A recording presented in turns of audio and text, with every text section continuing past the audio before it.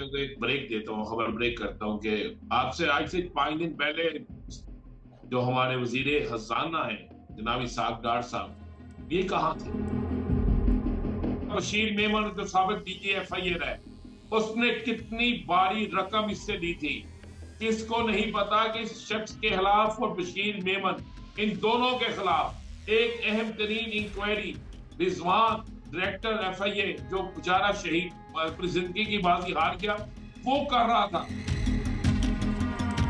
एक हंगामी press conference होनी है बरतानिया में, अच्छा, और उस प्रेस कॉन्फ्रेंस में इमरान खान पर होने वाले कत्ल के हवाले से किसी एनी शाहत ने जहां पर ये स्कीम तैयार हुई, उसके हवाले से अहम तरीन इंकशाफात करने हैं। जी बिस्मिल्लाहिर्रहमानिर्रहीम, अस्सलाम वालेकुम। सियासत.पी के आप देख रहे हैं, मैं जमाल अहमद हूँ। इस वक्त मेरे साथ मौजूद हैं सेक्रेटरी जनरल PFU से सीनियर सहाफ़ी, सीनियर तज्ज़ियाकार जनाब राना मोहम्मद अजीम साहब। राना साहब, बहुत शुक्रिया आपका वक्त देने के लिए। आप खैरियत से हैं? ठीक है ये अल्लाह का बड़ा कर, अल्हम्दुलिल्लाह। राना साहब, अब परसों से घड़ी घड़ी हो रहा है, घड़ी की बात की जा रही है, मगर हम देखते हैं कि घड़ी वाला जो वो था, उससे उस तरह मकासद हासिल नहीं हो सके। क्या कहेंगे इस हवाले से? देखें, वो एक ड्रामा था, और एक इतना ऐसा बड़ा ड्रामा था जिसमें हमेशा ये फेल हो जाते हैं। मुझे नहीं समझ आती इनके प्रोड्यूसर, इनके राइटर, इनके हिदायतकार कौन है। हम्म। आपको चले मैं आपके आपको एक ब्रेक देता हूँ, खबर ब्रेक करता हूँ कि आपसे आज से 5 दिन पहले जो हमारे वजीर खजाना है जनाब इसाक डार साहब, ये कहाँ थे? ये दुबई में थे, और दुबई में इन्होंने एक प्रेस कॉन्फ्रेंस भी की। दुबई की प्रेस कॉन्फ्रेंस के बाद ये किससे मिले, ये जरा सा चेक कर लें तो आपको पता चल जाएगा कि इस ड्रामे के प्रोड्यूसर, राइटर सारे जो थे, ये पहले सारी चीजें तैयार करवा के आए। तैयार करवाने के बाद उनके जहन में था कि ये हम खेलेंगे और इस खेल के बाद हो जाएगा। भाई, आप इमरान खान पे इल्जाम क्या लगा रहे हैं कि उसने घड़ी खरीदी तो शाहाना से, वो उसने सेल कर दी। चले जी, मान ले उसने, मैं कह रहा हूं कि जो ये कह रहे हैं, मान ले उसके हिसाब से सेल कर दी, हम्म। क्या वो तोशाखाना से फ्री करी ली? क्या वो तोशाखाना से घड़ी चोरी की? क्या वो तोशाखाना से घड़ी जो है चुरा कर कहीं और ले गए? ऐसा नहीं है। खरीदी है, खरीदारी की, खरीदी की रसीद मौजूद है। आगे सेल कर दी, उसकी रसीद मौजूद है, हर चीज मौजूद है। उस पर तो ना कोई केस बनता है, ना कोई चीज बनती है। सिर्फ इन्होंने एक शख्स ढूंढा, और उस शख्स जो है वो शख्स के जरिए किया गया। मैं आपको ये बता दूं, ये शख्स कौन था? किसको नहीं पता? सूफिया मिर्जा वाले केस में किसको नहीं पता? बशीर मेमन जो साबिक DGFIR है, उसने कितनी बारी रकम इससे ली थी? किसको नहीं पता कि इस शख्स के खिलाफ और बशीर मेमन, इन दोनों के खिलाफ एक अहम तरीन इंक्वायरी, रिजवान डायरेक्टर FIA जो बेचारा शहीद अपनी जिंदगी की बाजी हार गया, वो कर रहा था। उसके पास अहम तरीन डॉक्यूमेंट्स थे, और वो कर रहा था। और उसके उस पर जितना प्रेशर, शहबाज शरीफ, हमजा शहबाज, उसके बाद इसका प्रेशर, इससे ये ड्रामा किया गया। ये फैसल वाडा पार्ट 2 था जो हम्म। फेल हो गया। रन साहब, हम देखते हैं जब इमरान खान पर पहला कातिलाना हमला हुआ था, जो शख्स पकड़ा गया था उसने यही कहा कि ये लोगों को गुमराह करता है, मजहबी रंग दिया जा रहा था उस हमलावर को। अब कल से घड़ी तो है, अब इंतहाई मुकद्दस घड़ी क्यों बेच दी? आप समझे दोबारा इसको मजहबी रंग देने की कोशिश की जा रही है? ये जितना मर्जी मजहबी रंग दे लें, लोग इतने पागल नहीं है। लोगों को पता है कि क्या बात है, ये जितना मर्जी कर लें। चले मैं आपको एक खबर दे दूं, सिर्फ खबर की दूंगा, नाम नहीं आप मुझसे पूछेंगे। सैटरडे को पाकिस्तानी टाइम 5 बजे एक हंगामी प्रेस कॉन्फ्रेंस होनी है बरतानिया में, अच्छा। और उस प्रेस कॉन्फ्रेंस में इमरान खान पर होने वाले कत्ल के हवाले से किसी एनी शाहत ने जहां पर ये स्कीम तैयार हुई, उसके हवाले से अहम तरीन इंकशाफात करने हैं, और उसका तल्लक नून लीग से होगा। फिर अच्छा। ये सारी चीजें दम तोड़ जाएंगी। ओके। अच्छा रन साहब, आप लाहौर में हैं, इमरान खान साहब भी जमान पार्क में मौजूद हैं।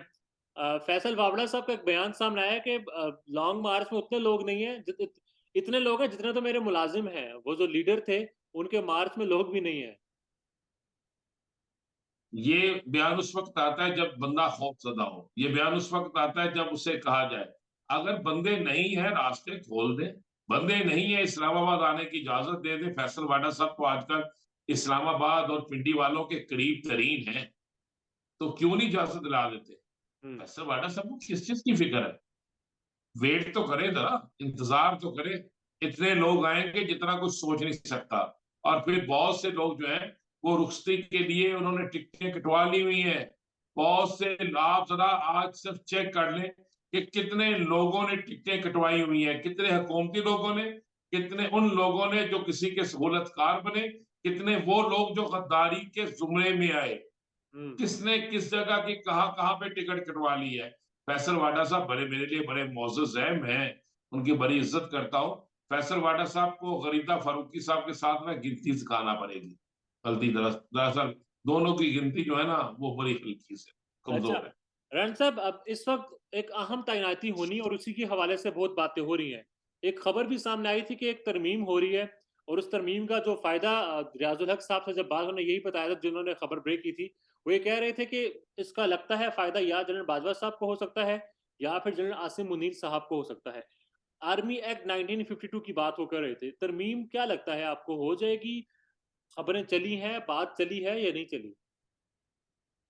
क्या तरमीम के लिए जो जो इनको पोजीशन चाहिए होती है, जो तरमीम के लिए इनके पास तादाद होनी चाहिए, वो तादाद है? हम्म। क्या इस तरमीम के हवाले से जो इन्हें मतलूबा तादाद और जो इन्हें कायद ज़वाबत चाहिए इनके पास है? नहीं है। तरामीम जो होती है, ऐसी तरामीम, एक होती है आम सी तरामीम, बिल पास करवाना। एक होती है वो तरामीम जो आईनी तौर पर कानून का हिस्सा बन जाता, उसके लिए आपको दो दहाई अक्सरियत की जरूरत होती है। वो तो है नहीं, लेकिन मेरे पास इतला यह है कि अभी तक तो ऐसी कोई तरामीम नहीं आ रही। अगर किसी ने कोई ऐसी तरामीम लाने की कोशिश की तो आप देख लेंगे कि इस दफा रिजल्ट शायद लोगों की तवक्को से बहुत हटके हो। हम्म। और नहीं, आप लगता है कि तरमीम हो भी नहीं सकती, अगर आती है तो पास भी नहीं हो सकती? नहीं हो सकती, नहीं हो सकती। ये इन्हें खुश होने दे। हम्म। अभी तो इनके अंदर एक लड़ाई शुरू हो गई है। जरदारी साहब आपके इस्लामाबाद आ गए हैं, जहां तक मेरी इतला है। हाँ जी, इस्लामाबाद में। और जरदारी साहब, जी, इस्लामाबाद में ही है, रात के आए हैं। रात के आए हैं। तो जरदारी साहब बीमारी की हालत में अचानक इस्लामाबाद वैसे नहीं आए। उनके साथ दोनों बड़े मियां साहिबान ने हाथ किया है। और जरदारी साहब एक बड़ा हाथ करने आए हैं, जरा देखते तो जाए। ठीक है, मतलब जरदारी साहब और अ, इत्तेहादी हुकूमत में दरारें पड़ चुकी हैं। बिल्कुल बढ़ चुकी है। ये सिर्फ इमरान खान की जिसे कहते हैं ना मुखालफत में इकट्ठे हैं।